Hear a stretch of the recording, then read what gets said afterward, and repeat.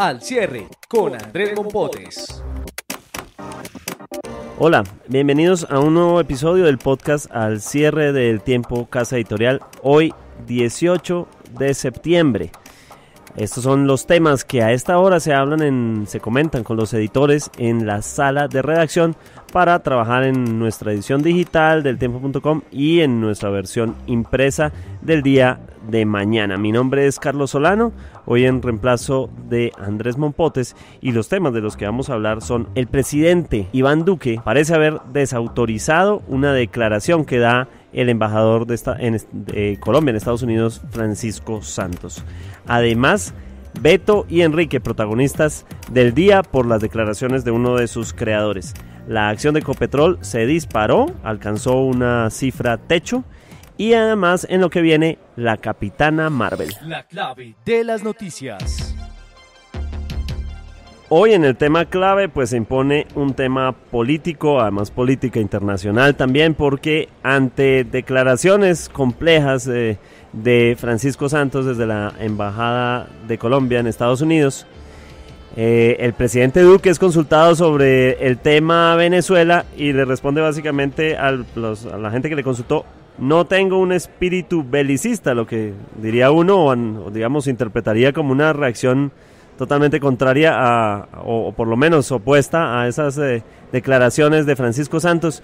Jorge Meléndez, de la sección política, ayúdenos a interpretar un poquito esto, porque no sé, no es la primera vez que ya hay como una manera en que el presidente responde a declaraciones de algunos de sus funcionarios, ¿no? Así es, sí señor, pero veamos un poco qué pasó. Ayer se posesionó ante el presidente Trump el ex vicepresidente Francisco Santos como el nuevo embajador de Colombia de Washington, y hoy estuvo en un foro donde el tema era Venezuela, allá en la capital de Estados Unidos. ¿Y qué dijo el señor Francisco Santos? Dijo que se escuchan voces que hablan de operaciones militares unilaterales. Creemos que debe darse una respuesta colectiva a esta crisis, pero creemos, y déjeme ser bastante claro, que todas las opciones deben ser consideradas. Es lo que dijo el señor Francisco Santos, insisto, en un foro que se realizó en Washington. Y horas más tarde, aquí en Bogotá, cuando el presidente Iván Duque iba a entrar al Congreso a radicar unos proyectos que tienen que ver con todo este tema de la lucha anticorrupción, le preguntaron directamente a los periodistas sobre este tema, y él dijo que él ha hablado muchas veces de este asunto, que ya todo el mundo tiene clara su opinión, y comillas dijo: yo no tengo un espíritu belicista, pero mantenemos siempre la firmeza para denunciar los atropellos de la dictadura de Venezuela. Eso básicamente, digamos, para que los oyentes tengan claro qué fue lo que pasó. Claro. Y sale entonces, en efecto, el presidente Duque a reclamar, no, pero sí a dejar en claro que él no tiene un espíritu belicista, que él no está hablando de una intervención militar, contrario a lo que horas antes había dicho en Washington su embajador. Jorge, pero este es un episodio de esos, como ya hemos visto varios, de funcionario del gobierno dice una cosa, el presidente le intenta bajar un poco el alcance, el tema Carrasquilla, todos, básicamente. Digamos que es que al presidente le ha tocado salir a apagar esos incendios. Uh-huh. El problema o el asunto es que aquí el presidente Duque, como bien lo decías tú, en el caso, por ejemplo, del ministro Carrasquilla, en el caso del ministro de Defensa con la protesta social, y ahora en el caso también del embajador, le ha tocado salir al presidente a calmar las aguas, a decir: no señor, yo no estoy de acuerdo, mire, la posición del gobierno es esta. Pero mientras tanto, pues parece que aquí sí le va a tocar al propio presidente Duque pues llamar al orden a todos sus funcionarios y decirle: aquí la última palabra la tengo soy yo. Acuérdese que en pasados gobiernos hubo momentos en que, por ejemplo, el presidente Santos dijo: la única persona que habla de los temas de Venezuela es la canciller. Claro. Precisamente cuando el ministro de Defensa del momento también empezó a hablar de esos temas. Y así sucesivamente. Hay unos hechos puntuales en los que los presidentes tienen que llamar al orden y decir: el único que habla de este tema soy yo, o la única persona que puede hablar de determinado asunto es este funcionario. De acuerdo. En el caso Carrasquilla, que por cierto hoy empieza el debate fuerte sobre sus funciones Carrasquilla, pues el presidente dijo esto, pero igual la agenda continuó, la agenda de puntos que pensaba proponer el ministro Carrasquilla. Es decir, no nos estamos enfrentando como a funcionarios que siguen haciendo eso pese a las advertencias del gobierno. Parece que de todas maneras lo que hay es que estos funcionarios salen y dicen unas cosas sin que necesariamente eso esté concertado. Por ejemplo, en el caso de Carrasquilla, en el tema del IVA, lo último que ha dicho el presidente Duque es que él está revisando el tema del IVA. Él ha dicho que lo que está mirando es de pronto gravar un poco más a las personas que ganan los grandes sueldos aquí en el país. Entonces, es lo que él está planteando. Pero obvio, los ministros salen y parece que a Carrasquilla básicamente en su momento lo sorprenden un poco con la pregunta y él responde, y es lo que termina en este asunto que decimos, ya tiene al presidente un poco incómodo porque ha tenido que salir él a poner la cara por unos temas, ¿sí? Miremos por ejemplo anoche, ayer se empezó a hablar de que, por la denuncia de uno de los congresistas, que se acababan los subsidios para los estratos 3 en lo que tiene que ver con el servicio de gas y el servicio de energía eléctrica, y que para el 1 y 2 no había plata por ahora. Pues tuvo que salir a hablar del asunto, no el ministro Carrasquilla, sino la ministra de Minas y la ministra de Energía, fue la que tuvo que salir a poner la cara, prefirieron que no lo hiciera Carrasquilla. Imagínense, bueno, vamos a seguir pendientes de este debate, seguramente. Y confiando en que le toque al presidente salir a aclarar más cosas, ¿no? A salir a aclarar más cosas, y bueno, y además es que eres la posesión de Francisco Santos en Estados Unidos. El primer día, 24 horas. Bueno, es una jornada de trabajo bien intensa. Jorge Meléndez, de la sección política, muchas gracias. Bueno, señor. Lo más leído en eltiempo.com. A esta hora, en lo más leído en eltiempo.com, hay una serie de noticias que van desde los colegios, los primeros colegios de la ciudad, el banquete de Maduro, pero un tema nos ha llamado muchísimo la atención y es una revelación que se produce a partir de unas declaraciones de uno de los guionistas de la muy famosa serie de televisión y producto familiar de Beto y Enrique. Sofía Gómez, de la sección Cultura, cuéntenos en qué gira el tema, sobre qué se trata de estas declaraciones y cuál es esa revelación. Hola, Carlos, y efectivamente uno de los guionistas de Plaza Sésamo, el señor Mark Salman, salió a decir en una entrevista que efectivamente Beto y Enrique sí eran pareja, como tanto se ha especulado y se ha hablado al respecto, tanto se había dicho. Y muchas veces Sesame Workshop, que es la productora de Plaza Sésamo, lo había negado, había dicho que no, que esto no tenía nada que ver lo uno con lo otro, pero él salió en una entrevista a decir que sí, y que estaba inspirado en su vida personal, en la que él tenía con su pareja de ese momento. O sea, estamos hablando de los años 70, ¿no? Claro. Entonces llevamos muchísimos años. Una lucha ahí. Sí, exacto, y que ha estado un poco socavada, ¿no? Por el tabú que hay alrededor del tema infantil y de que estos personajes sean pareja. El primer capítulo de Plaza Sésamo fue en noviembre de 1969 y ya aparecían Beto y Enrique, entonces... O sea, un momento de revolución cultural en Estados Unidos en la que un ícono del que se ha dicho mucho, de hecho hay una famosa carátula de la revista The New Yorker del 2013 en la que aparecen Beto y Enrique, o Bert and Ernie, como se pronuncian en inglés, viendo la televisión juntos en el sofá, sí. Uno poniendo la cabeza sobre el hombro del otro. Evidentemente esto ya era un run que venía fuerte y que ahora pues se confirma, ¿no? Sí, así es. Él cuenta, el guionista, que estaba inspirado en él y su expareja Arnold Glassman. Y en sus vivencias, ellos convivían en esa época juntos, entonces lo que hacía era llevar a las marionetas lo que él tenía a diario en su casa. Habrá que ver ahora los productores cómo van a reaccionar ante esto, que evidentemente habían intentado, no sé si acallar, pero por lo menos no mostrar disimular de alguna manera. Esto es lo más leído a esta hora en el tiempo.com. Pueden encontrar toda la historia y por supuesto detalles de la historia de los muy recordados Beto y Enrique. Muchas gracias, Sofía. La cifra del día. En cuanto a la cifra, hoy una bien interesante, 4,000 pesos, ¿no? 4,000 pesos, que es el valor que alcanzó a encontrar la acción de Ecopetrol en un momento, por lo menos del día, lo cual puede ser un indicador de cosas muy interesantes. Mauricio Galindo, de la sección Economía, nos va a ayudar a entender un poquito qué significa esto, porque evidentemente es una cifra que habla en positivo, pero ayúdenos a entender porque no sabemos muy bien qué significa.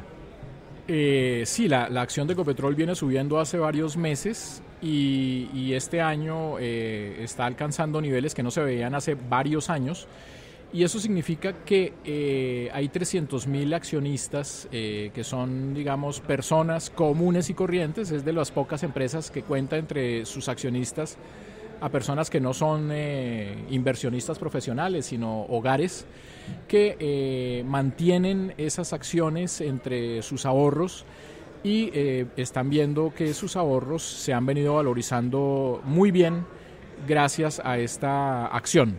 Hoy, como usted lo comentaba, alcanzó a estar a 4.000 pesos para que al final, al cierre en la tarde, quedara en 3.940 pesos. ¿Representa esto algún momento particular del mercado o hay alguna razón por la que esté subiendo?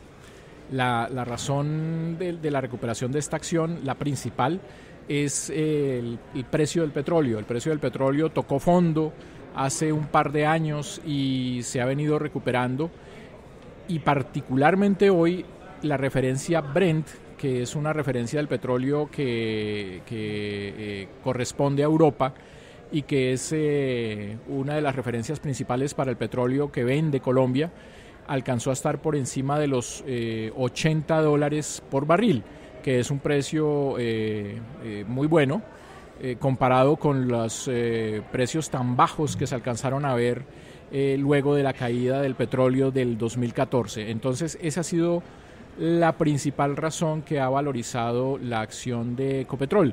No es la única.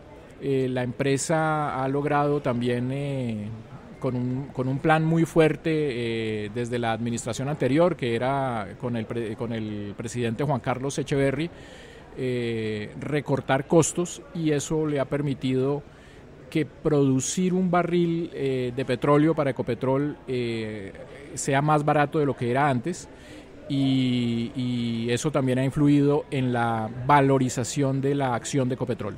Buenísimo. ¿Esto va a tener algún efecto hacia adelante? Es decir, ¿se espera que siga subiendo? ¿Cómo podría uno interpretar ese comportamiento?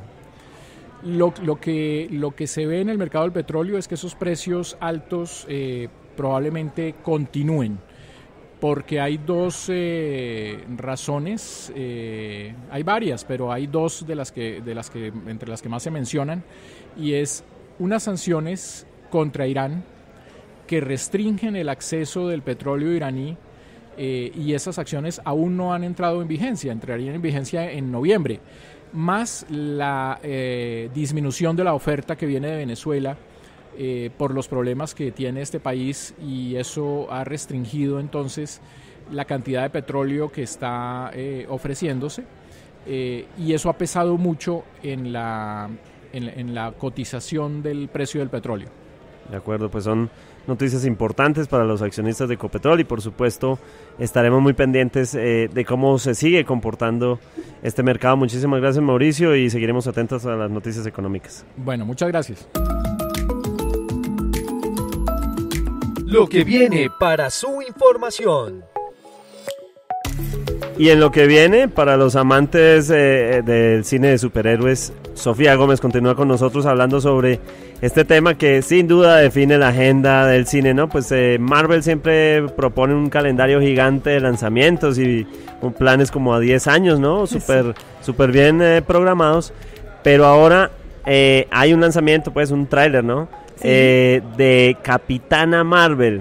Debo preguntar qué con este personaje, es decir, ¿de dónde viene? ¿Quién es? ¿Y por qué lleva además ese semejante apellido? Sí, es que es la que lleva el nombre de la casa, ¿no? Realmente.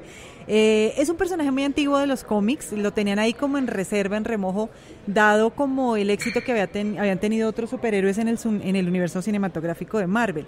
Pero la misma compañía ha dicho que lo que está intentando, al sacar a Carol Danvers, que en esta película es interpretada por Brie Larson, es darle como un nuevo aire a su universo y empezar a darles vida a nuevos superhéroes, sobre todo mujeres que no han estado como tan protagonistas en las historias de su universo. Entonces lo que están buscando es empoderar un poco más a sus heroínas, dejar un poquito de lado a los Vengadores, que ya han robado muchísimo, han hecho muchísimo dinero. Vamos a ver si la gente se los permite, digamos, en las taquillas, y empezar a abrir como nuevos personajes, a dar a conocer a nuevos personajes, por lo menos en el cine, porque los amantes del cómic, pues saben, conocen muy bien a Capitana Marvel.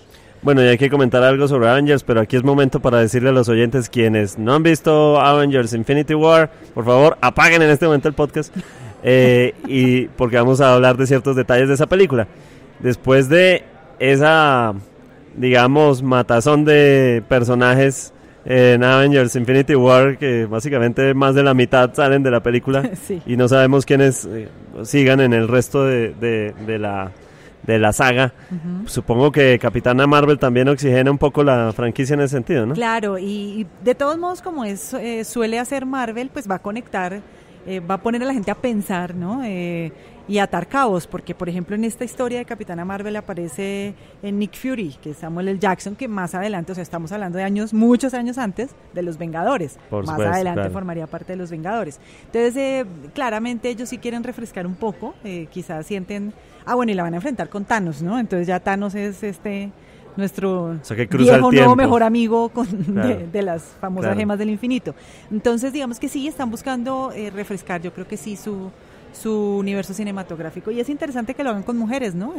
Con heroínas realmente como protagonistas. Por supuesto, interesantísimo lo que va a pasar con Marvel y con toda su franquicia y con un personaje que lleva el apellido de la empresa. Marzo del 2019 es el estreno. Marzo de 2019. Entonces ya se encuentra el tráiler en nuestro portal y por supuesto en las redes van a encontrar el portal de la película Capitana Marvel. Sofía, muchas gracias. Gracias.